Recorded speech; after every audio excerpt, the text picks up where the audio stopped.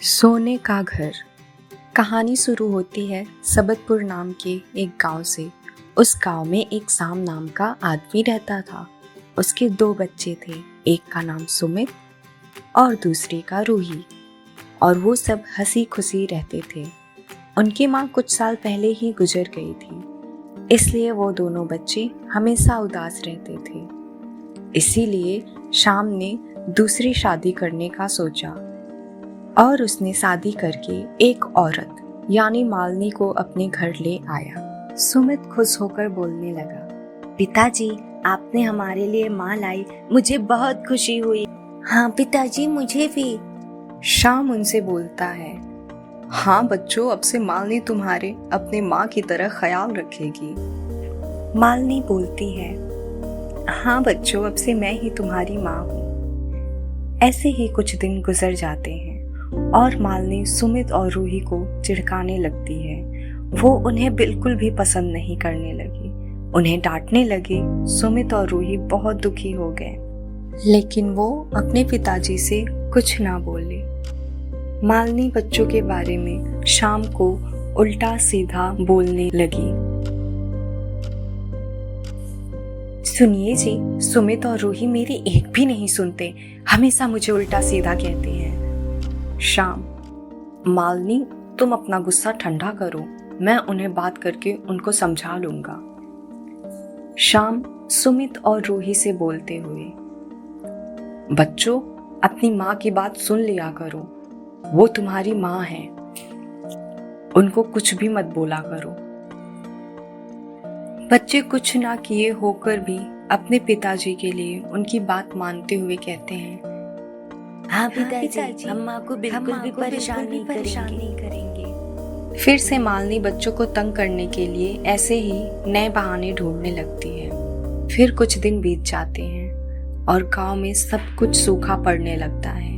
खाने के लिए रोटी तक नहीं मिलती। इसलिए मालिनी शाम से कहती है, हम बच्चों को कैसे पालेंगे? यहाँ पर तो हमारे लिए भी कुछ खाने के लिए नहीं, हम इनको जंगल में छोड़ आते हैं। और सुबह होते ही मालिनी बच्चों से कहती है, सुमित और रूही, तुम दोनों हमारे साथ जंगल में चलो, लकड़ियां लानी है। ठीक है माँ, चलो जाते हैं। लेकिन सुमित ने अपने पिताजी और माँ की बात रात में ही सुन ली थी। वो उनको जंगल में छोड़ने वाले हैं। सुमित ने सारी बात रात में सुनकर भी वो उनसे कुछ नहीं बोलता है और साथ चलने के लिए राजी हो जाता है। सुमित कुछ कंचियां अपने साथ लेता है और वो सब जंगल की ओर निकल पड़ते हैं और वो जंगल के बहुत ही अंदर चले जाते हैं। सुमित और रूही, तुम दोनों यहीं पर रुको, हम थोड़ी देर बाद आते हैं। ऐसा बोलकर मालिनी और शाम निकल जाते हैं। सुमित और रूही उनको शाम होने तक इंतजार करते हैं, लेकिन उनके पिताजी और माँ नहीं आते। सुमित भैया, मुझे बहुत डर लग रहा है, अभी तक पिताजी और माँ नहीं लौटी।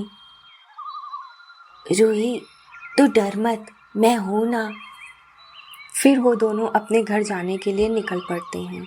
रास्ते में से आते आते जो सुमित ने घर से कंचियां ली थी, वो सुमित आते वक्त रास्ते में डाल रहा था, इसलिए उनको रास्ता मालूम था। लेकिन आधे रास्ते तक वह कंचियां थी, बाकी कुछ बंदरियां ने उठा ली थी। इसके कारण वो रास्ता भटक जाते हैं। लेकिन कुछ आगे जाकर उनको एक सोने का घर दिखता है। वो दोनों वहां पहुंचते हैं। उस घर में एक बूढ़ी औरत उनको दिखती है। पहले तो वो उस बूढ़ी औरत को देखकर डर जाते हैं, लेकिन सुमित बोलने लगता है और जो भी उसके साथ हुआ था वो बताता है। बूढ़ी औरत को ये सब सुनकर उन पे दया आती है और अंदर से उसे लगता है कि मुझे इन बच्चों की मदद करनी चाहिए। बूढ़ी औरत बोलती है, डरो मत बच्चों, मैं तुम्हें तुम्हारे घर का रास्ता बता दूंगी। और वो उन बच्चों को घर में लेकर आती है। वहां पर एक जादुई घर था, उनमें बहुत सारा सोना, हीरे, मोती सब कुछ था। वो बूढ़ी औरत उनको जाने का रास्ता बताती है और थोड़ा बहुत सोना भी देती है। सुमित और रूही, आपका बहुत शुक्रिया। और वो दोनों सुमित और रूही वहां से निकल जाते हैं। दूसरे दिन शाम को सुमित और रूही की याद आने लगती है और उनकी कमी महसूस होने लगती है। शाम अपने बच्चों को ढूंढने लगता है, लेकिन वो दोनों शाम को कहीं नहीं मिलते। शाम बहुत परेशान हो जाता है। कुछ दिन बाद सुमित और रूही अपने घर लौट आते हैं। वहां पर शाम अपने किए पर शर्मिंदा था। सुमित और रूही को देखकर वो रोने लगता है।